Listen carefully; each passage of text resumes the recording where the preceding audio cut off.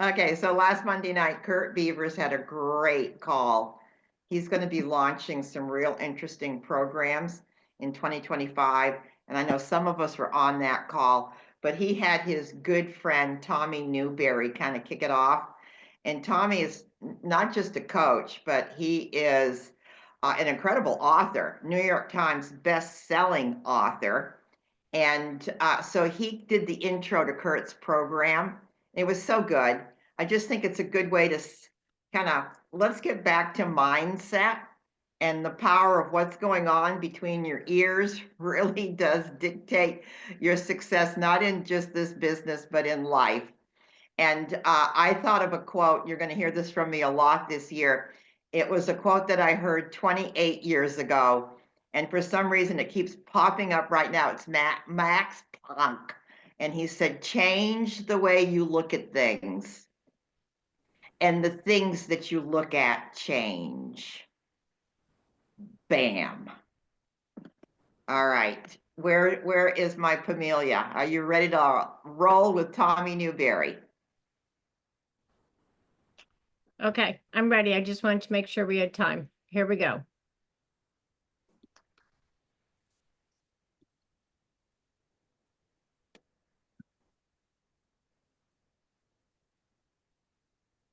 Thanks, Kurt, for the introduction. Happy New Year, everyone. Could 2025 be your best year ever? I think it could, but there is no guarantee. If you do something different, then you can create a better result. Hopefully that better result is the best year ever for you. But if you want to have your best year ever, you have to first commit to becoming your best self. Becoming your best self comes first. And that sequence is key. We often are willing to work really hard and to put in the hours, but just working hard is not going to get us to where we want to go. So in the few minutes that I have, I want to challenge you to plant the right seeds, and then to be aware of there's really 4 enemies that could hold you back if you're not aware of them. And then I want you to take action beginning immediately, not tomorrow, not next week, but take action on planting the right seeds beginning immediately. So if you want to make 2025 your best year ever, become the best version of yourself ever. Most people want to be in a different spot. You've started the year off before, haven't you? I know I have. I started the year off and got to the end of the year, and it wasn't much different than it was at the beginning of the year. Now, at the beginning of the year, I wanted the year to go a certain way and to hit certain goals and to transform certain aspects of my business and my life, but it just didn't happen. Has that ever happened to you? See, most people want to be in a different spot, but they're not doing the right things in order to get there. And if this happens repeatedly, it can become very frustrating. It can become discouraging, but it doesn't need to be. It doesn't need to discourage you or shrink your dreams. Success is the result of planting and nurturing the right seeds. So it really doesn't matter whether you haven't planted the right seeds before. This is a fresh start for you.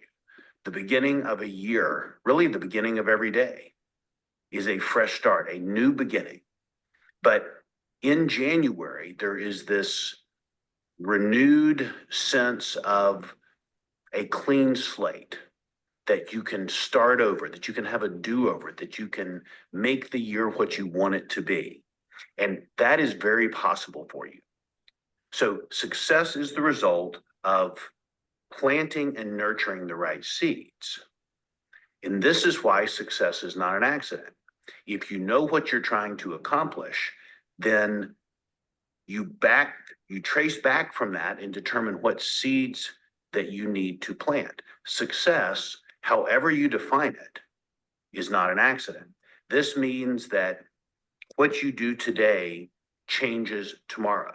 The seeds you plant today change what tomorrow looks like. If you're not experiencing the results you desire, you need to acknowledge that you haven't been planting the right seeds, or you haven't been planting enough of the right seeds.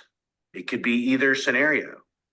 If you're not experiencing the results you desire, acknowledge this and then think of your seeds like this. The seeds are thoughts, their words, their actions, their reactions. Tomorrow changes today. January changes February.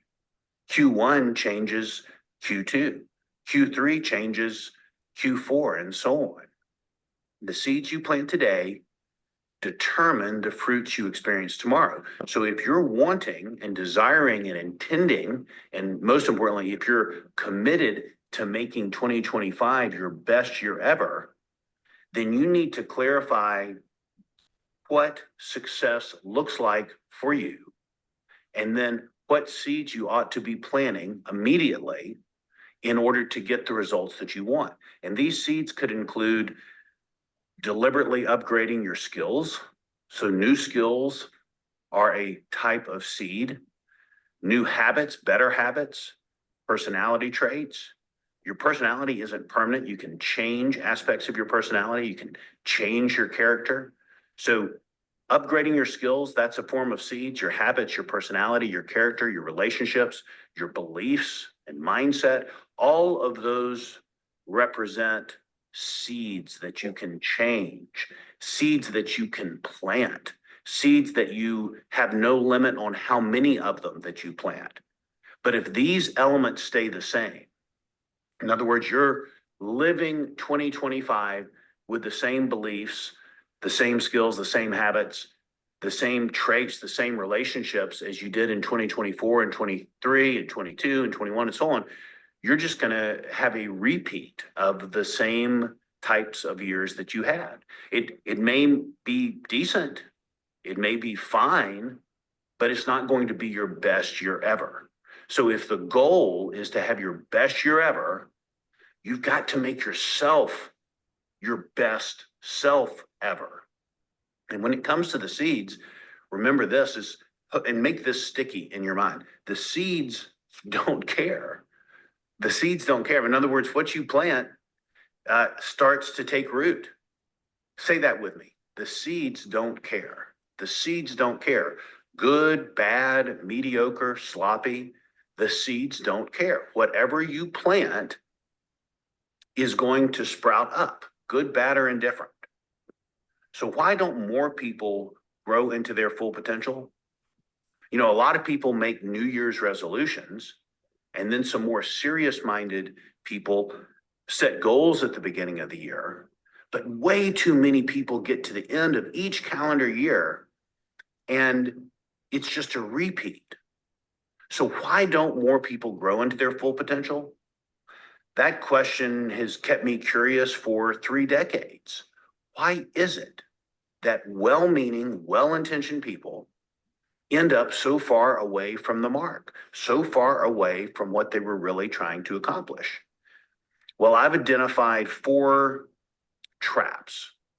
You can think of them as 4 enemies. You can think of them, maybe this will make them stick out to you, the 4 devils of regret. And they will keep you from experiencing your best year. They will hold you back from becoming the best that you can possibly become in 2025 unless you're aware of them. And for many of our 1% clients, awareness of these 4 traps, these 4 Ds, awareness of these elements has been a turning point, that once they became aware of them, it was like they were a different person and they were ready to blast off. And the same can be true of you.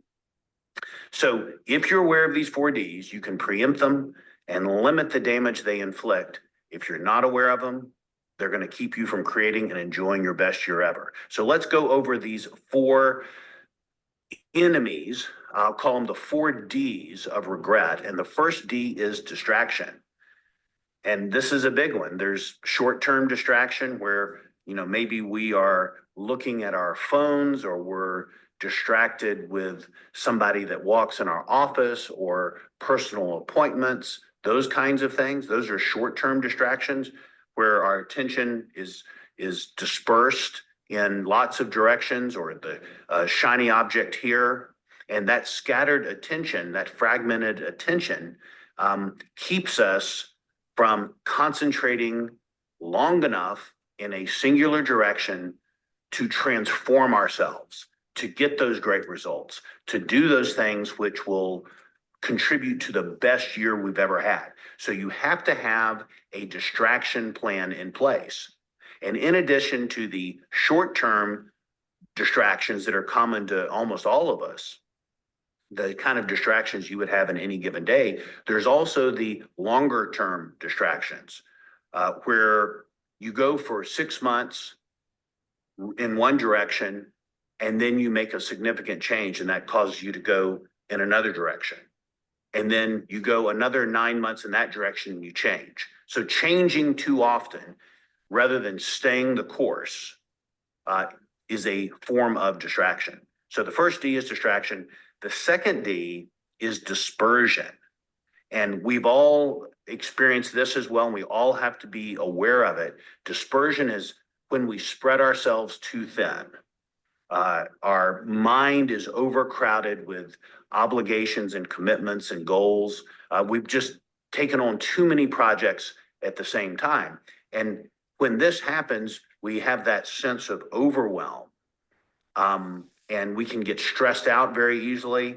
And we've divided ourselves amongst too many things that we don't have much power in any one given project or goal or opportunity.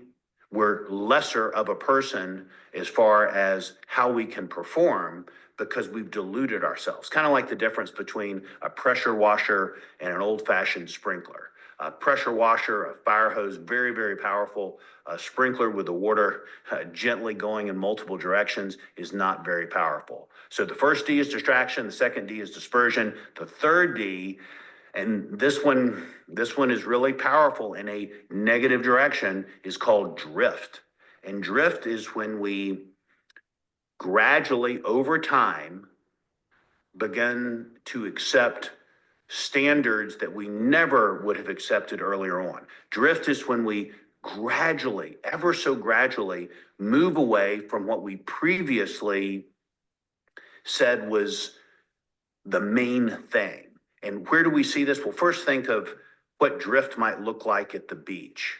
I can remember growing up and being out in the ocean with some kind of float, and parents or grandparents were on the beach, and then all of a sudden from the ocean, it looked like my parents had moved or something. In other words, I didn't feel like I was drifting, but I was drifting with the current down the beach. And of course, my parents were fixed in one location. But that's the problem with drift, is we don't feel drift. Make sure that's in your notes. We don't feel drift. This shows up all the time, not only in business, but it shows up in relationships, with health. And there's a great line from Hemingway that puts it like this: gradually, then suddenly. In other words, there was no health problem, but something was lurking underneath the surface. Gradually, and then suddenly there was a big issue. Same thing financially, same thing on the relationship side. We have to overcome drift if we're going to enjoy our best year ever. The fourth D is delay. And this refers to hesitation, procrastination, postponement, stalling, perfectionism, waiting for a better time, second guessing ourselves over and over again, or just dragging our feet. Delay.